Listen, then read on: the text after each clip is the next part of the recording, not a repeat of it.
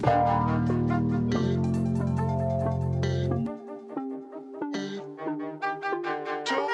Sleepers Podcast.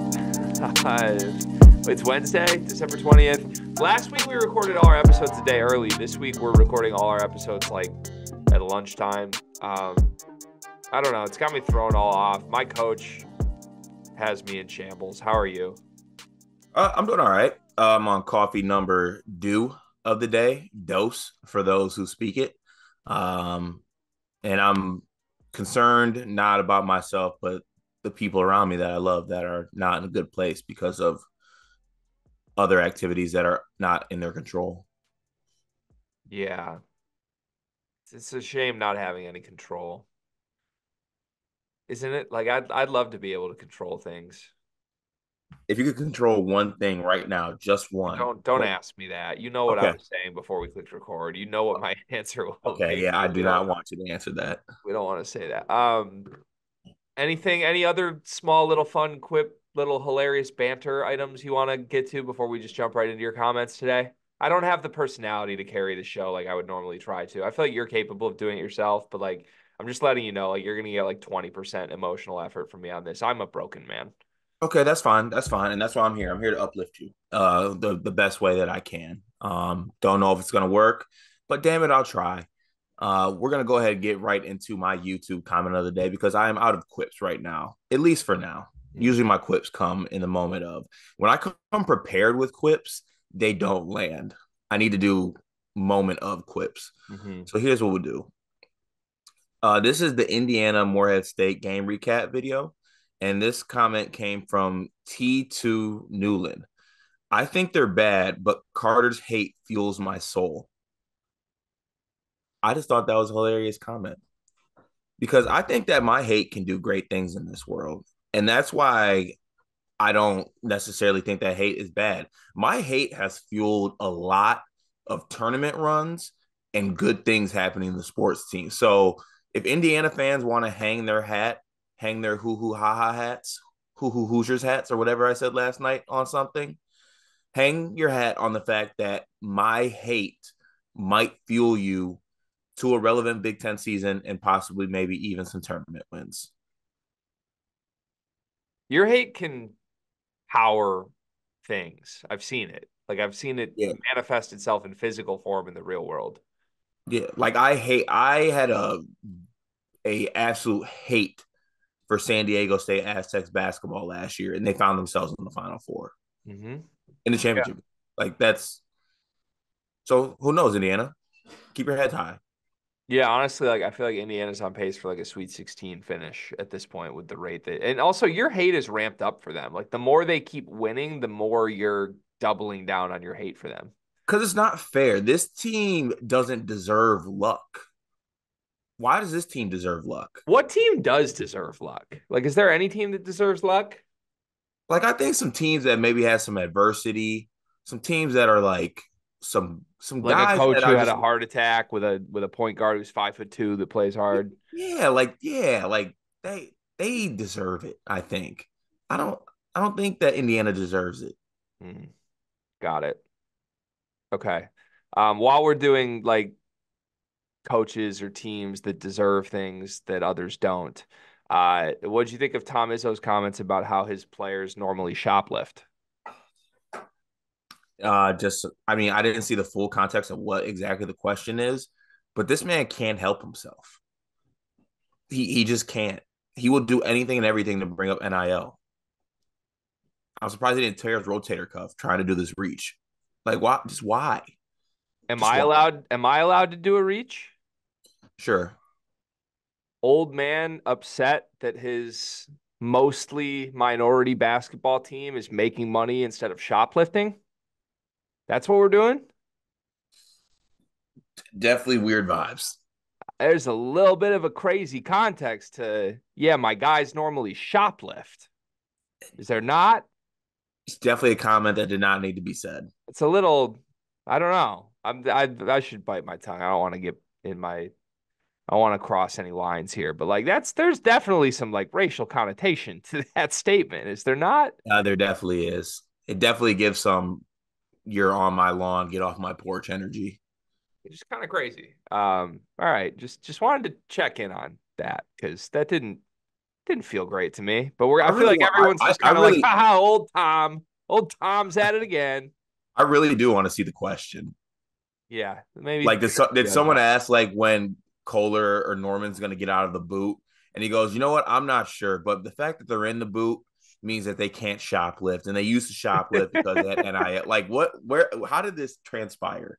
Yeah. Yeah, and by the way, for the record, that was clearly a reach. Tom Izzo coaches white players too, and I'm sure he's talking about how Jackson Kohler would also shoplift, but just felt a little bit odd to me to have to go there. That was a strange one. Also, like of all crimes to commit, I feel like there's more on the nose crimes that Tom Izzo's players have committed that he could have, alluded to. Definitely. Just a thought.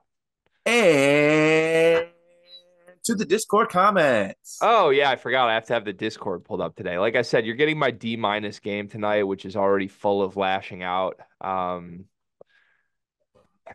Who knows where this is gonna go?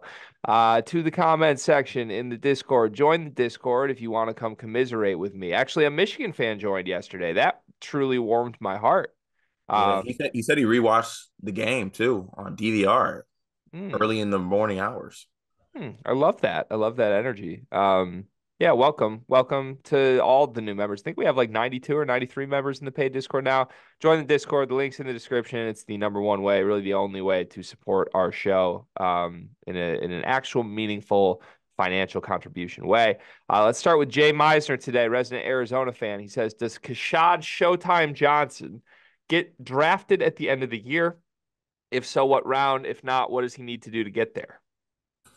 I think he does get drafted. I think his defensive versatility, his athleticism, his ability to switch 1 through 5, and now he's showing some scoring acumen as well, like having the ability to hit a 3 pointer. Um, and I think he's actually an underrated passer. I think like he's the perfect end of first round, early second round guy that could go to a good team and find himself and carve out a role. I would want him on my team as an NBA GM for sure. Because of his control of Caleb Love. No, just like everything he does. I think he's like a great glue guy. I think physically he translates to the NBA for sure. Here's my problem, and here's why I think the answer is no. You can send all the stats. Jay Meisner linked some stats for him. There's only one stat that matters for Kashad Johnson, his age. You know how old he is? Gotta be 24. I don't even have his birthday. It's not listed anywhere, which is probably a smart move on his part. But he's in his fifth year. He's either 23 or 24. So, I think that's very tough. I think that's very tough to like. What is Kashad like on a good night? The third best player on Arizona. I think it's hard to be a glue guy type and get drafted as a 23-year-old man.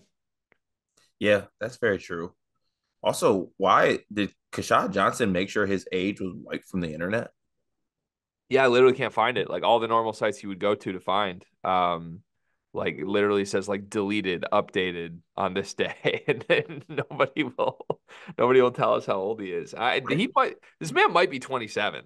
I need to know how he did this. Yeah, it's crazy. It's crazy. Anyway, love Kashad, but yeah, he might be a 28-year-old. He's like that guy in the baseball movie that just brings out the paper that says "I am 12" written in crayon for his birth certificate. That's what Kashad's doing. Guy says Carter, epitome is pronounced epitome, not how you said it. By the way, I don't know if Guy's right. He says it's pronounced epitome, like he I didn't say sonated that. it out. And I also don't think I said that word. I said epitome. What's an epitome? Like that's the epitome of brutality. Yeah, that the word you're looking for is epitome. I don't think I said epitome though. That's the thing. I think guys making this up. But you said epitome, which isn't a word. Like the word blank of brutality, the word is epitome, not epitome of brutality. Epitome is epitome. That's epitone, not epitome. But the phrase is epitome of brutality, not epitome of brutality. I really got to flip the narrative. I went to a really good college. I graduated magna, cum laude, for those who like to put a little spice on it. 4 year school, good school to get into in Albion College. I Eh, need to. Okay, it's the Harvard of the Midwest. it's not. You just say it is. Uh, Wait, I have a question. Where would you have gone if you didn't go hoop? Um, I think the other schools I applied to were Michigan State, Syracuse, and Illinois. That seems like a lie. I swear to God. You applied to Illinois? I actually did apply to Illinois because there was a large contingent of Country Day students that like went there and said they loved it. Hmm. This is like before I even was locked in, really, to be honest, on like Illinois basketball. And yeah, they were like, it's great there. Chicago's great. And I was like, shit, I like Chicago. I like Illinois. Like I'm just gonna it was one of the schools too you could do with like like the common application. Like you didn't have to fill out separate ones. You could just fill out one and then like check the school and send it out. Yeah. So yeah, I did that. So ease of application time was a big portion of why you applied places. Yeah, that was massive. Harvard of the Midwest. I mean, come on. It's funny. We could have crossed paths such a different way. I only applied to three schools, Michigan, Michigan State, and Syracuse. We could have been at Syracuse together. You applied to Syracuse, nice. I did, yeah. I did. There was a world back in the day where I was gonna attempt to walk on to play football at Syracuse. That would have been crazy. Yeah, Yeah. I yeah, I don't know. I just wanted to like watch Eric Devendorf in person. That that was would have my been that would my have been flip. cool. Yeah. All right. No more pronunciation tidbits from Guy here.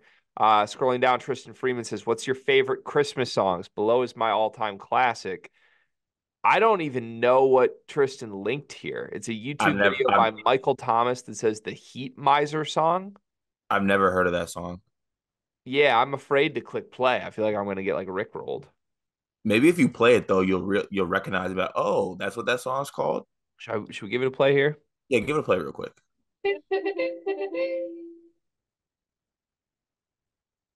Here he comes now, the big hand. Yeah, he lost me already. I mean, Yeah, Tristan, what the hell? that's not we're if we have like a come on, we're not doing like old claymation cartoon songs. We're not doing that.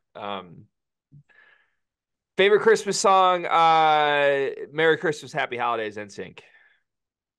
That's a good one. I like this Christmas. Timberlake, generational. Sorry to cut you off, but Oh like no, I'm just gonna say Timberlake's verse in that song, top 5 verse of any song ever. No disrespect to JC, who also went stupid and is a slept-on member of the boy band generation. But Timberlake, when he hits that the air, like that shit goes crazy. respect to that. I think I'm going this Christmas, Chris Brown.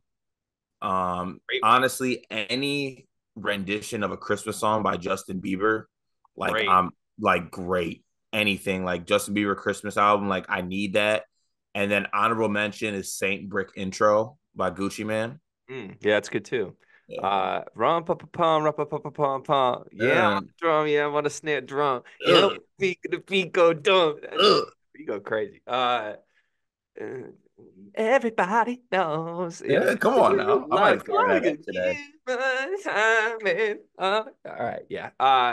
We're supposed to for fam. We're supposed to sing a Christmas song.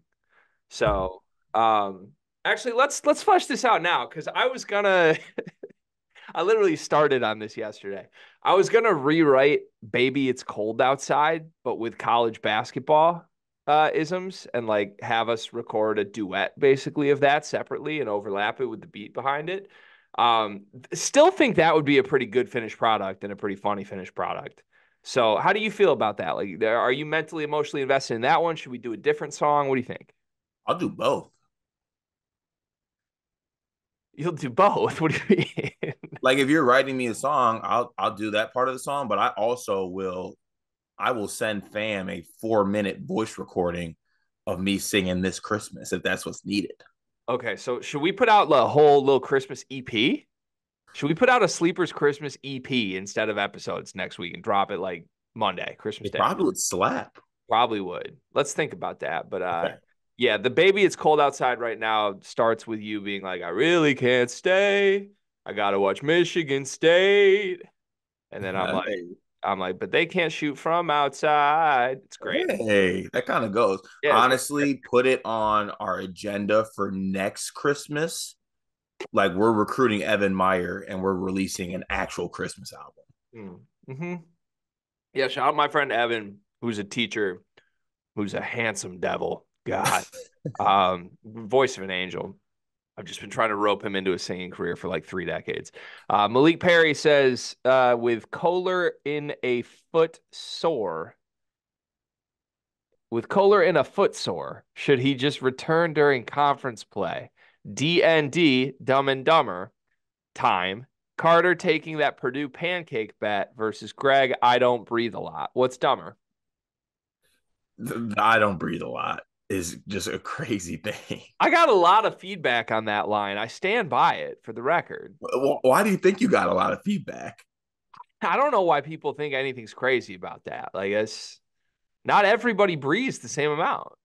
I'm gonna go on Amazon. I'm gonna find a breath counter.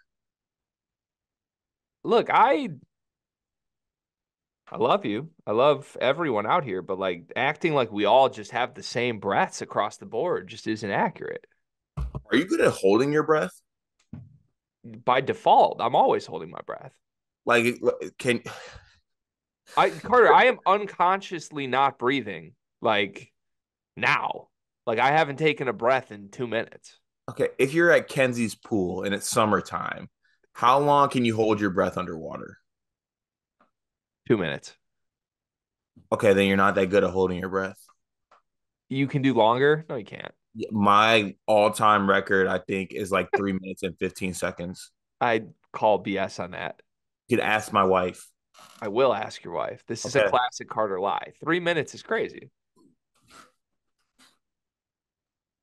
Like you just had to outlie my lie. That's what's happening here. Like you couldn't let me just sit here with the funny lie that's like I don't breathe, which is obviously not true. I'm just playing it up. I wouldn't expect you to understand. You didn't grow up around a pool. Oh, you're right. Forgot. Excuse me. Saying like I mean, if you were looking for me, one of the places you would look out of the 5 areas is you would find the nearest pool to my home, and I would be there. Got it out the pool.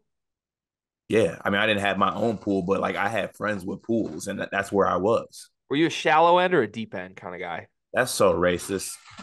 What's racist about that? That's so racist. What is racist about that? Why can't I be a deep end guy because I can't swim? I asked which one you are. You can be a deep end guy. No, I am a deep. I mean, I'm a deep end guy because obviously, look at me, bro. Like I used to have a good time. The fact that people couldn't stand in 6 feet of water, and I'd be like, oh, losers.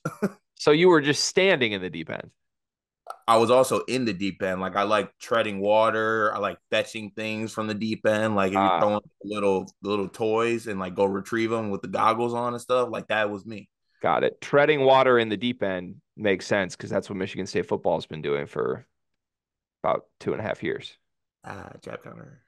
Booby says this question is more targeted towards Greg because me and you shared having strong beliefs that Riley Kugel would be a big breakout star this year. Haven't got to watch him as much as I would like to this year, but just stat watching, he's been very disappointing. I would like to hear your thoughts after watching him against Michigan when he had another poor shooting night. Yeah, he was horrible last night. He's been horrible their last 3 games.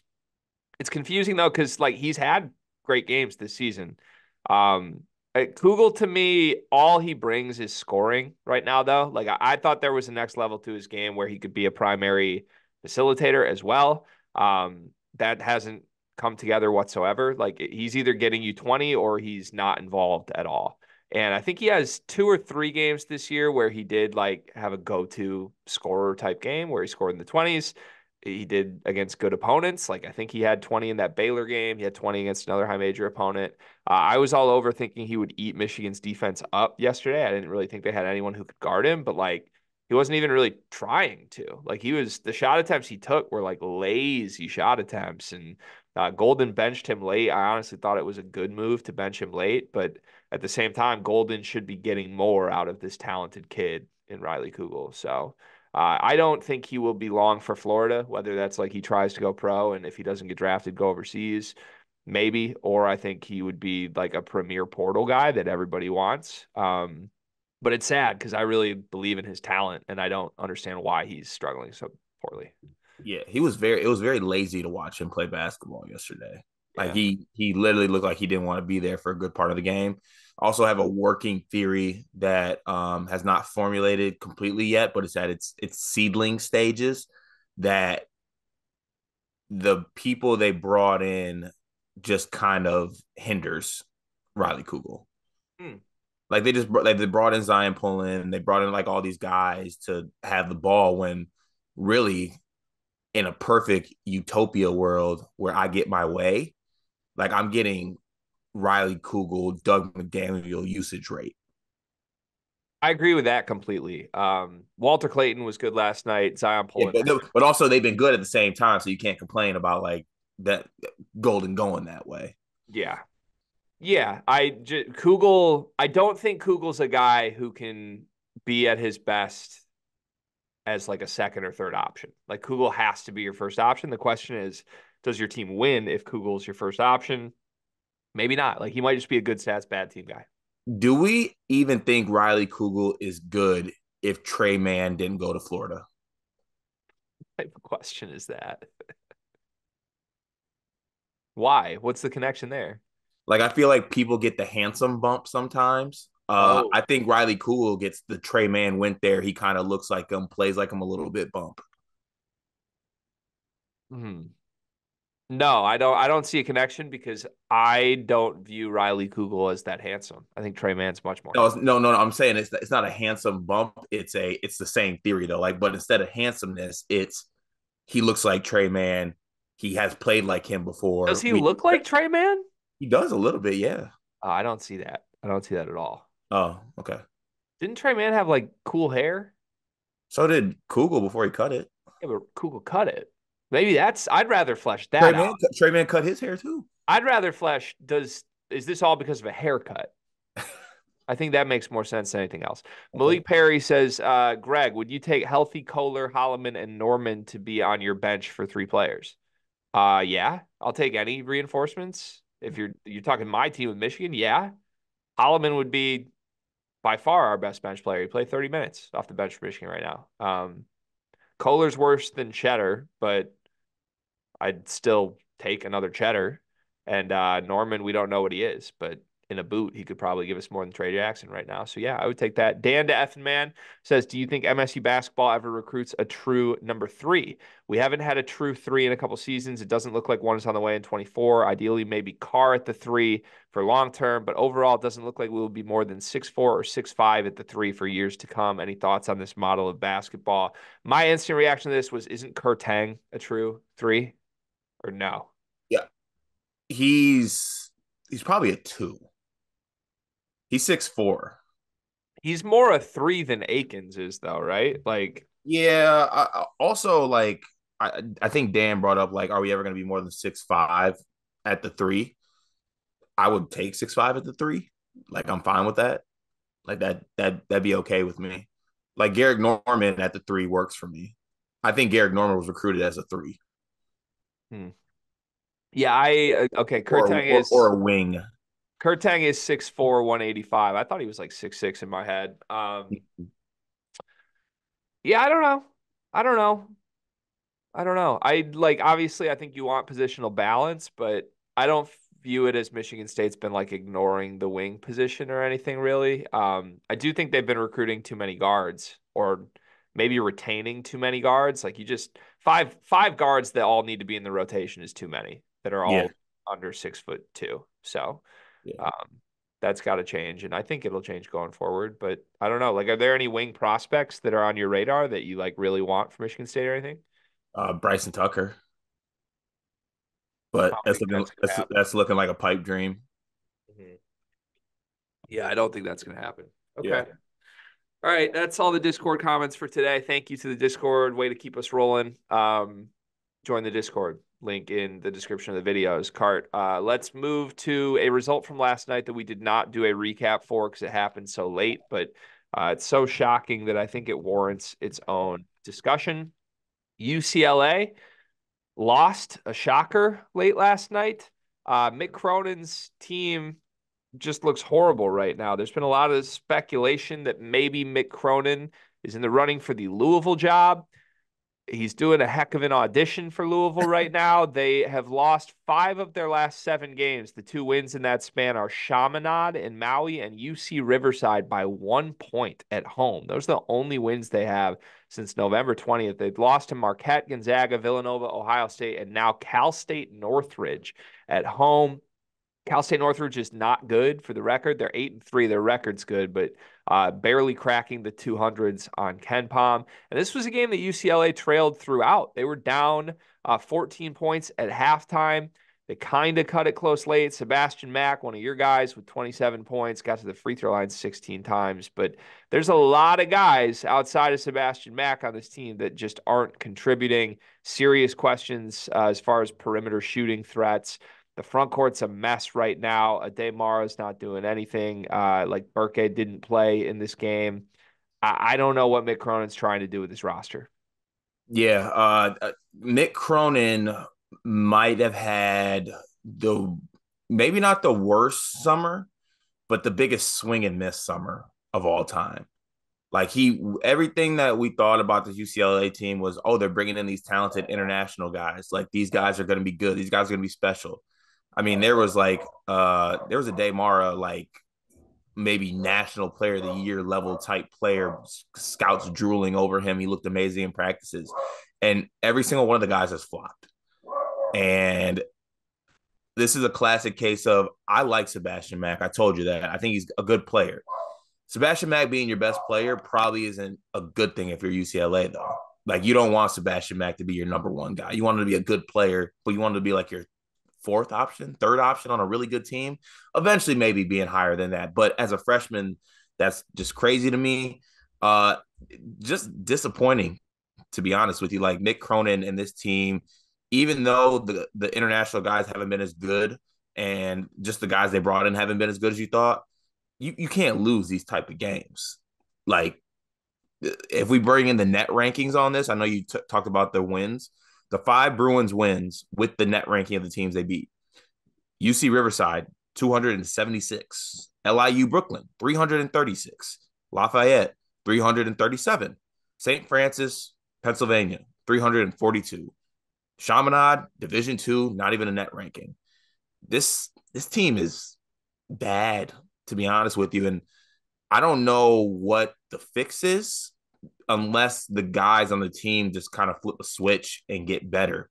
But with all this going on, and you have the Louisville rumors as well surrounding Mick Cronin, don't the wheels just fall off this team? Like, isn't this a classic wheels fall off situation? It definitely can be. And I think I'm going to do a little toot my own horn here, Card. Do you mind if I toot for a second? Toot away. Let me go ahead and just toot for a moment here. I believe one of my offseason predictions was UCLA would miss the tournament. It was. Yeah, I'm feeling pretty good. Like I think I correctly assessed a couple teams we think might be bad, including Indiana and UCLA. Yeah, I mean, I still like the talent is there for a bunch of these dudes, but like my issue is like, do any of these kids actually want to play college basketball? Like, you're telling me like Ade Mara is pumped to be playing college basketball? Does Ade Mara even know who Cal State Northridge is?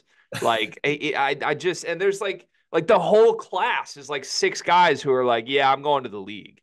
And the truth is they're not even like polished basketball players at all right now, let alone like learn how to play in a Mick Cronin system, let alone there's just so much of a like transitional period to have to build your whole team around guys like that. To the point that like the most reliable player on this team is a freshman in Sebastian Mack. Like that's, if the guy you can trust the most is a freshman guard, you did a horrible job building a roster. Like that just is what it is. And Adembona, I think, leaves a lot to be desired. Cronin called him out in the press conference last week. He's a good player. If Adembona is like your fourth or fifth guy, you're a great team. If he's your best player, you're screwed. Like, just call it what it is. Like, that guy's not a first option. He can't be an anchor of a team. He's a role player. He's a really, really good role player. But right now, he's the most talented player on the team. That's a huge problem. And Mick had a post-game quote that I want you to assess for me here. I'm going to just read it directly. Somebody asked him if he's questioning his roster construction after this loss. And he said, "We did what we could do." Is your question, did we try to get older transfers? Absolutely. So did the Reds, but the Dodgers get them. So Mick Cronin's basically blaming UCLA's inability to win NIL recruitments on where his roster ended up, which to me, as a Michigan fan, seems crazy because UCLA should have a lot more higher potential to win NIL recruitments than a lot of other programs. Yeah, I'm calling bullshit on that. And I'm calling bullshit from a spot where I definitely don't know exact NIL numbers. I never will. I'm still waiting for someone to just give me like a website where I can readily look that up and see what their NIL is, or someone let me know. But I have a really, really hard time believing that UCLA doesn't have NIL. I find it really hard to believe.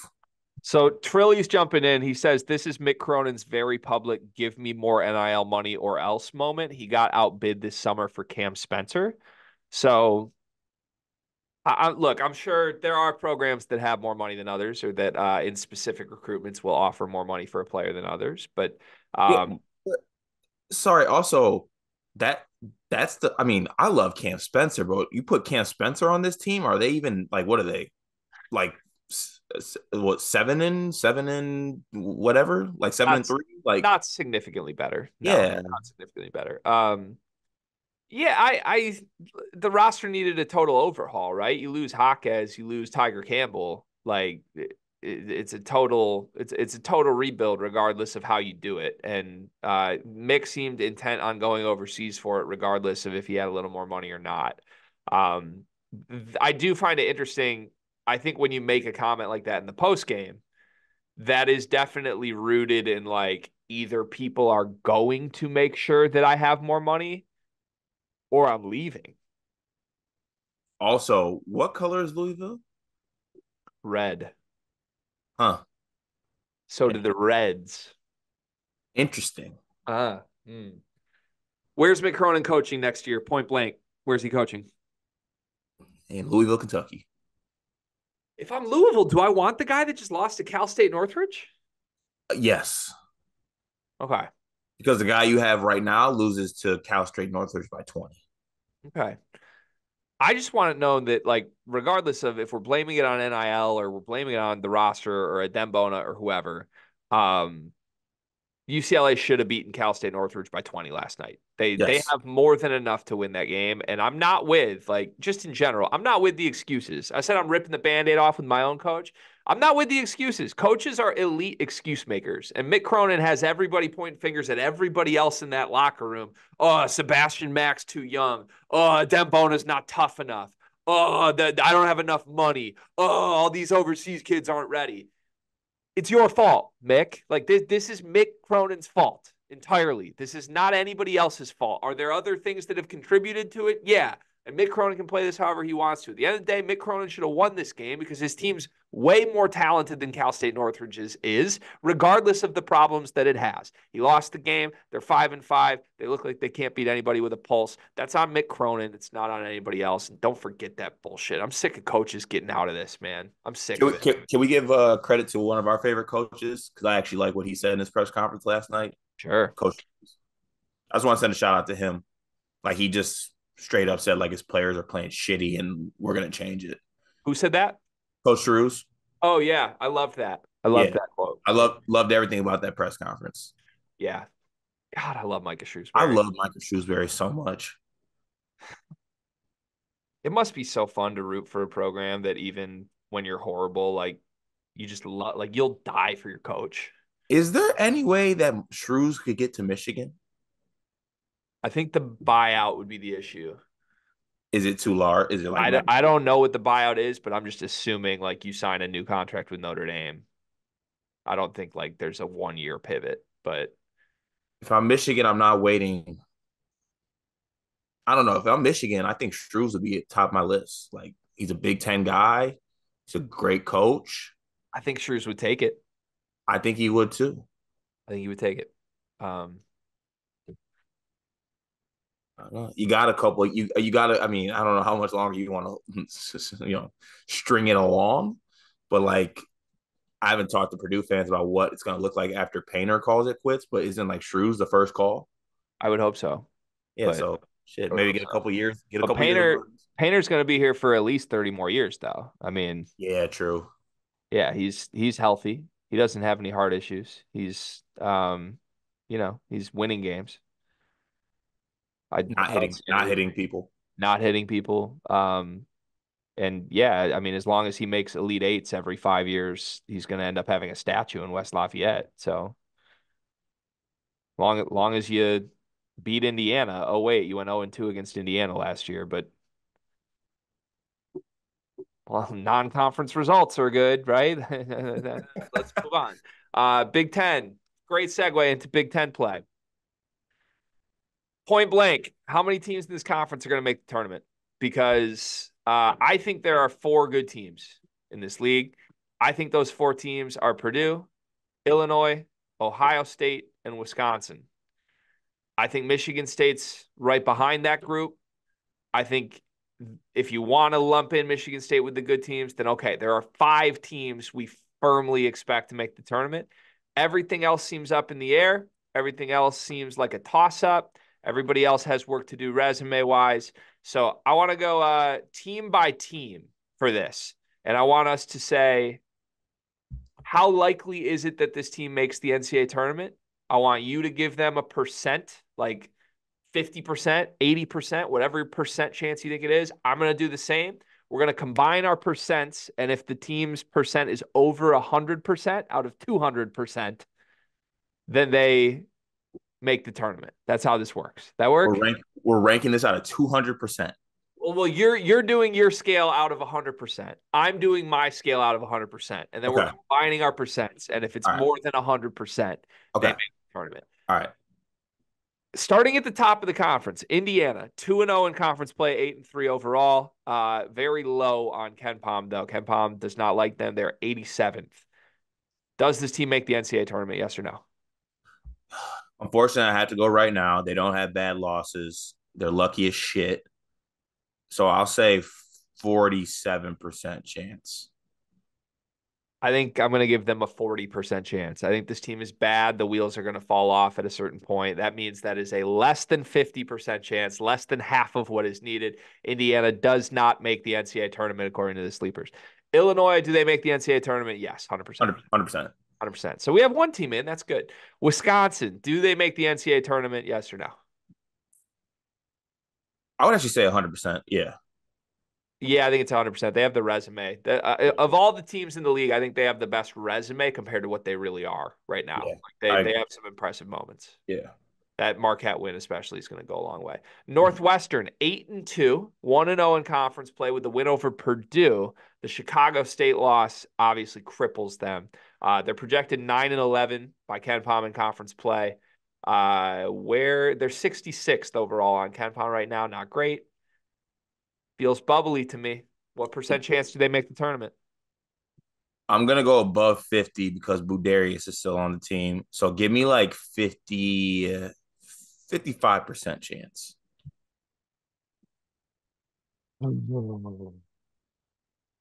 I feel like we should have had to submit our percentages separately. Because like once you hear mine, it throws you off. Yeah, like I'm adjusting mine based on what yours is based on the outcome I want. But hey, that's how this works. Unless you pull rank, I get to do this. I'm gonna give Northwestern a 40% chance of making the tournament. I don't think this team's good enough. The Chicago State loss is gonna kill them. Like if they get in a bubble situation where you're comparing them to a Big 12 team and you're like, oh yeah, they lost to Chicago State. They're just written off. It's over. Yeah. So that means 95% total out of 200. Northwestern does not make the tournament. We're still at 2. Purdue, do they make the NCAA tournament? 100%. How many Big Ten games could Purdue lose and still make the tournament? I think they could go like you said, Northwestern like 9-11 and still make it. I think they could go like 7-13 and still. Yeah, probably. Yeah, the non-conference is that good. Yeah. All right. Purdue's in. Ohio State, are they in the tournament? They're 9-2 overall, 1-1 in the Big Ten, projected to go 12-8, which is the 4th place finish. I would actually give Ohio State like 90% chance of making the tournament. I think I'm closer than you, like 90, 98. Yeah, like they got some good wins, 2 losses. Like, yeah, I think they're in a good spot. There's a world where it falls apart, but I don't see the world because I think they're getting better though. I think like every game, I feel like they're getting better. Big win for us in our Chris Holtman stock. We never, even though that Penn State loss, good God Almighty. Interesting one here. Nebraska 9-2 overall, a very good win against Michigan State. Their losses are respectable losses, other than at Minnesota, which didn't happen, but it's on the road. The Creighton loss isn't going to hurt them. Huge win at Kansas State. That's one that's going to matter from a resume standpoint. They're projected to go 10-10 in conference play. 10-10 in conference play with just one loss outside of conference play seems like an NCAA tournament team. What percent would you give Nebraska? 30. Really? I was going to say 55 for Nebraska. 30. They have the resume, though. All they got to do is go 500 in Big Ten play, and I think they get there. They didn't really play anybody in non-conference. And the win at Kansas State. The win at Kansas State's huge. A true road game at Kansas State. Yeah, true. Okay, I'll bump it up, actually, because that is a true road win against, I think. Okay, I'll bump it up to 40, but that's as high as I'll go. So you got 40, I got 55, which means they do not cross the threshold. Okay, Michigan Wolverines, percent chance they make the NCAA tournament. 10. They are 6-6 overall. They are 1-1 in conference play, projected to go 9-11. Who's their coach? Juwan Howard. Is he actually their coach? I can't remember if he's still coaching. Last time I checked. Oh. Yeah, they have a 0% chance to make the NCAA tournament. Maryland, what's their chance? 7-4 right now. 8-12 is the projection in conference play. They're 1-1 currently in the Big Ten. Resume stinks though. Like it does. Resume does stink, but they don't have a top 100 win. They have 2 losses outside the top 100. Probably 15% chance, right? They have to win a bunch of Big Ten games. I don't know if they can. Yeah, I don't think they're going to. I'll give it a little higher than you. I'll say it's a 20% chance, but it's not pretty. All right, that takes us to Minnesota, who is 8-3 actually. Surprisingly good start for Minnesota, who there's just no world at all. No. I think the Nebraska win was kind of good. 0. I think there's like a 10% chance Minnesota could sneak their way in. Huh. They have a better resume. Penn State 5-6, projected 6-14. A 0. That's a 0. Rutgers 7-3, projected 7-13 in Big Ten play. 5%. They have a projected worse record in Big Ten play than Minnesota, Nebraska. Like, I'm surprised people are more down on Rutgers. Yeah, I'm gonna say 5, and I'm not gonna apologize to anyone who gets our comments telling me I'm so sick of these guys judging Rutgers before Mawat Mag is back. Okay, like let's relax. You're not bringing back Zion Williamson, okay? Like you're still not gonna be that good. Just next year you're gonna be great. Suck it up. I think it's a 0% chance. I'm sorry, Rutgers fans, but the Rack's going to have to do more magic than it ever has before. And there's a reason the analytics sites project you to have a worse record than a team like Minnesota in this conference. It's not great. Michigan State, by the way, you'll notice I'm going in order of the conference standings, by the way. So the reason Michigan State is the 13th team out of 14 that I mentioned is we're going in order of their current place in the standings.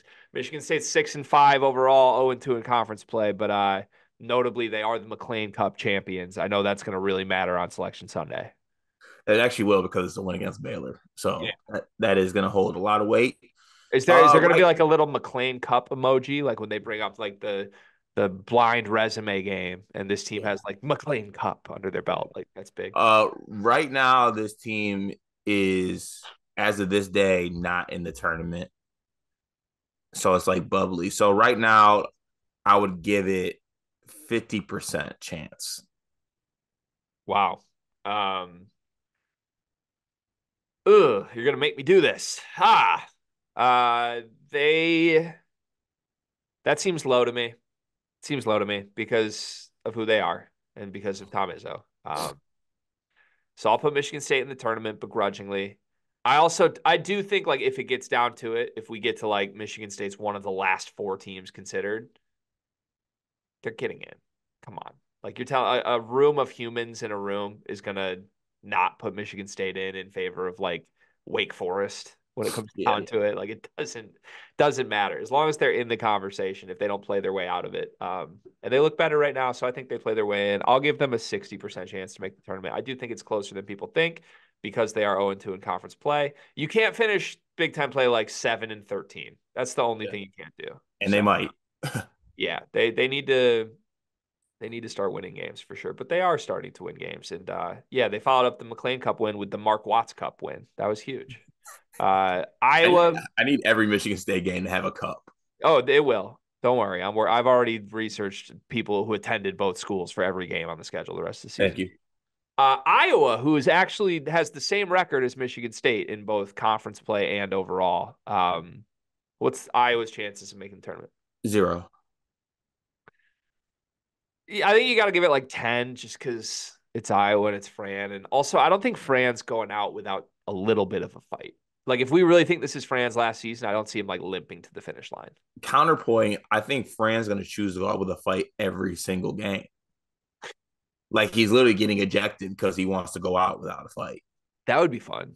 That would be really fun. Like, what's the record for coach ejections in a season? I need Fran to break that. Yeah, I would love to see that. It would be good. Somebody in our stats and research department looked that up for us.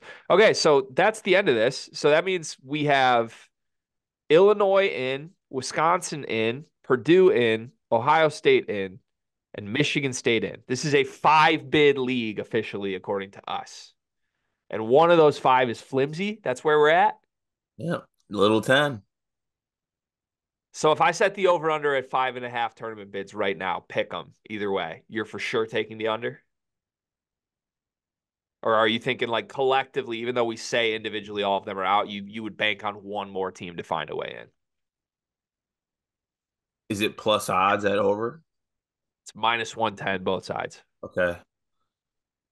Try and get greedy. I would take the over. I bank on one more team sneaking in. What team's the team you think sneaks in? I know they just lost to Chicago State, but why do I think Northwestern can? If it's a team that sneaks in, I think it's going to be Indiana. If that's the team that we're banking on the sneak in, give me the under. I'm taking the under for what it's worth. I think it's 5.5. I will not be surprised at all if this is a 4-bid league. Honestly, I kind of like to see it keep trend. Like I know people are like, ooh, root for the Big Ten. I kind of want to see like a 2-bid Big Ten this year. And that would get rid of the like, oh, I'm sick of the Big Ten in March. Like, damn it. Yeah, like let's send our best and let's rock with that. Let's just pretend we're a mid-major conference for a year and like we're the plucky underdogs who they got the cute little 7'5" center. I don't know, he might be a guy. Like that'd be fun. This Zach Edey, he might be a guy, folks. Yeah, keep an eye out. That's a scary little matchup there. All right. Final topic today. Louisville's taking on Kentucky this weekend. You like that one? I'm sorry. I can't get over like Selection Sunday. They just come over like, okay, don't want to sleep on this Purdue team, by the way. A lot of people talk about this Zachary Edey fella and Braden Smith. They can do some things. And Coach Painter, he's building something over there in West Lafayette, Jim. Now, at first glance, you might not think much of Braden and Fletcher, but these two kids, these young men, are two guys who are built for this moment, Carter. Okay. I'm sorry. I don't know why this is killing me so much. It's funny. It's for sure fun. Also, Braden and Fletch do look like a mid-major backcourt. So, yeah. Okay. Woo. Kentucky and Louisville play this weekend. Should be fun. Always a fun rivalry, except like if you like horror movies, I think you might like this year's version of this game because it's just going to be like a gory little slaughter fest, is my guess. Our guy, Sky Clark, is there, though. We certainly hope he plays well. But we love this Kentucky team. But you had a fun hypothetical here. Everybody thinks Kenny Payne's on the way out. I agree with you. I think it could happen as soon as after this game. But let's get twisted here. If Kenny Payne was coaching Kentucky and John Calipari was coaching Louisville in this game, who wins the game? Okay. Kentucky's talented as hell. Louisville's not as untalented as people think. Oh, I think Coach Cal in Louisville would actually win the game. Really? I think it'd be close, like extremely, extremely close. But you give me Kenny Payne trying to draw up something, and like he does a pick and pop with Reed Shepherd and a big that has no, or like he puts the ball in Adol Thiero's hands instead of his dog's hands. And I just feel like they don't win. And Sky and Cal together, I think, were just always meant to be. That's what it was supposed to be originally, the reuniting factor. And they get the win in that game. It's like you're basically banking Sky is a special player under John Calipari. Yes. Okay. I don't hate that. I think I agree with you on that. Counterpoint, though. I think you could pick any two humans on the planet to coach both teams in this game. And I'm taking Kentucky's roster to be okay. Yeah, I'm reaching. Yeah. Yeah. Yeah. Who's Kentucky's 8th best player, Cart? Like Justin Antonio Edwards? Reeves. Yeah, like I think it's my answer is probably Justin Edwards. Like if I'm going up and down this roster, playing their best, give me. I mean, the top tier is hard to even separate. Dillingham, Wagner, and Shepard are all the best players on this team at their best. Then I think Bradshaw and Mitchell are 4 and 5. Then I think Reeves is there at 6. That leaves Justin Edwards at 7, Adou Thiero at 8. I think the 8th best guy on Kentucky is the best player on Louisville. Yeah. I love Sky Clark. I love him. I think Sky Clark's phenomenal. But at least in the Louisville system, with the way Louisville plays right now, there is some downside to his game, even when he's good. So, like, come on, it doesn't matter. Like, you and me can coach this game. It doesn't matter. They also should have did this. Like, this would have made the game actually so much more interesting. Well, I mean, Kentucky people love Kenny Payne for a variety of reasons. Like, he's a beloved Kentucky figure. So, should we propose this? I mean, this is how this is going to go down. Kentucky's going to win this game handedly, right? And they're going to end it right there, and they're just going to take Kenny Payne right with them. Like he's going to go take a seat right back on Cal's bench, and we're going to call it quits. It's time. Do you think Cal will actually hire Kenny Payne again, though? Like, I actually do think he would. I do too, which would be really funny. Is Kenny Payne a good assistant and just a bad head coach? That's bad at everything. That's a discussion for another day. He might just be bad. He might just be coattailing. I think he might be a good assistant coach. Like, I think those are different skill sets to me. Like, I don't know. I at the very small high school level, I've been an assistant and a head coach. I'm a way better assistant coach than I am a head coach. Okay, but like, what's his head coaching attribute that he's good at? Like, is he a good recruiter? Is he a good like X and O's guy? Like, he doesn't have one as a head coach. I think as an assistant coach, he's a good morale guy. Okay, he's a morale guy. You need a morale guy. Is he a vibes guy? You can be an elite assistant coach if you're a good vibes morale guy.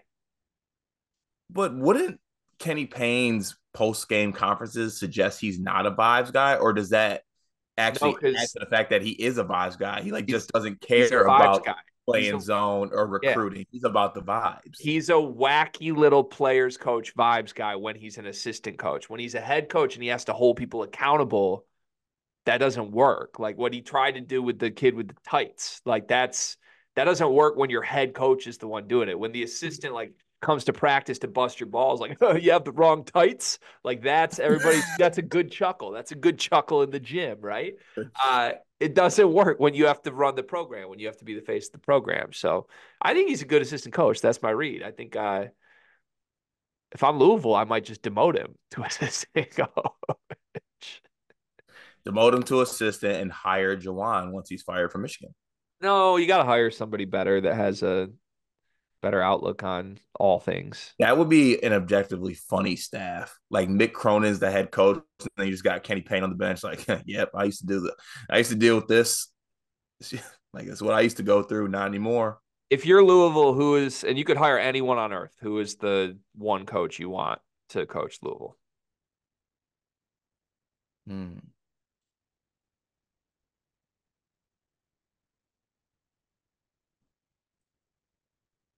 Coach Cal. Oh, that's diabolical. Yeah, because I want a little diabolical pettiness. Okay. Yeah, I love that answer. I still think for me it's Rick Pitino. I knew you were gonna say I Patino. really do. I still think it is. And I think he ends up back there. That's my honest belief. We'll see if He I'm right. won't. He'll ruin his legacy Why would he ruin his legacy? because he's in good graces with them. Like he can He's just. not in good graces with them. The way he left is horrible graces. I think he's loved by Louisville fans. Yeah, but he hates Louisville and their administration right now because of how he got ran out. He's the only guy that became the fall guy for all of that bullshit. Yeah, I guess I think he goes back and rights the ship. he ain't writing shit. He can't even write the ship at his own spot. I think he goes back and rights the ship and wins a national championship at Louisville before all is done. Counterpoint: right the ship is an awful phrase. Does John Calipari win another national championship at Kentucky? Yes, I think so too. All right, this was a might fun be, conversation. might be this year. Is Kenny Payne on his staff when he wins a national championship? Yes. Is Kenny Payne on his staff this season? Does advisory role count? There's a 10% chance that Kenny Payne gets a Final Four ring from Kentucky this season. That's Yes. where I'm at with this. I'd sprinkle on that. Okay. One big thing presented by Big B. What do you got? My one big thing for today is I think it's underrated doing low weight things, high reps. Mm. Like I did this little dumb thing yesterday because we got like some baby weights in our basement, just like if like my wife does like Pilates and stuff like that or yoga, and they got like the little 10 pound, 15 pound weights, whatever. And like during the Michigan game, during timeouts, I was just like taking the 10 pound weights and kind of just like, holding them up, doing like some random shoulder raises, like random curls and stuff like that. Actually ended up burning by the end of the game, honestly. And it was a 2 OT game. So, if you ever want to just get a quick one in, maybe like bang out some push-ups at the commercials or do some stuff like that. I think it's beneficial. Okay. I love that. I kind of want Carter Elliott's like trainer comment of the week once a week. Like, can you hold us accountable on a stay low and build health and wellness? Yeah, can on that subject, can your one big thing be related to your shooting workout? Because I think the world would like to know.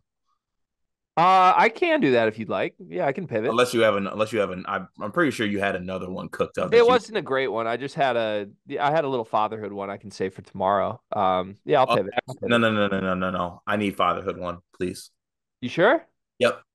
Okay. I mean, it's not that great. The only thing I have is my one big thing is my daughter just learned how to clap, and now she's like obsessed with clapping. I think we tried to like coerce her into doing it with you guys the other weekend, but now she just like she fully knows how to clap, and it's like the last 48 hours is when she like really discovered what it means and how to do it, and now she just does it all the time. But she only does it when like things she likes are happening, and it's the cutest shit ever. Like.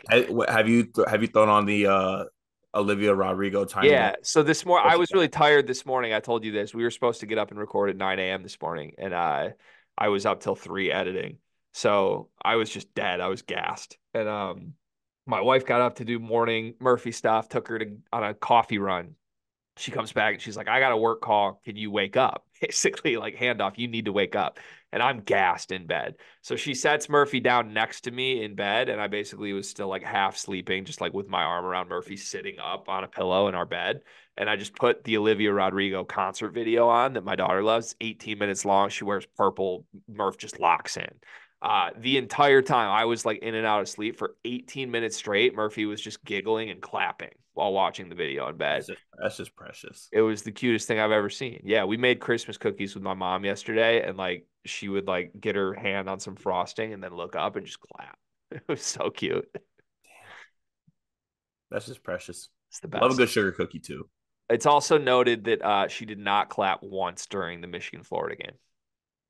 Good job, Murph. Yeah, I'm proud of her. I still don't like God.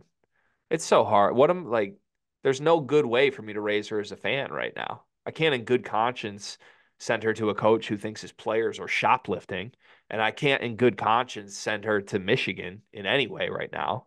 So Just make her a Lions fan and just embrace that. I guess. All right, that's the show today. We'll be back on Thursday. Bye everybody.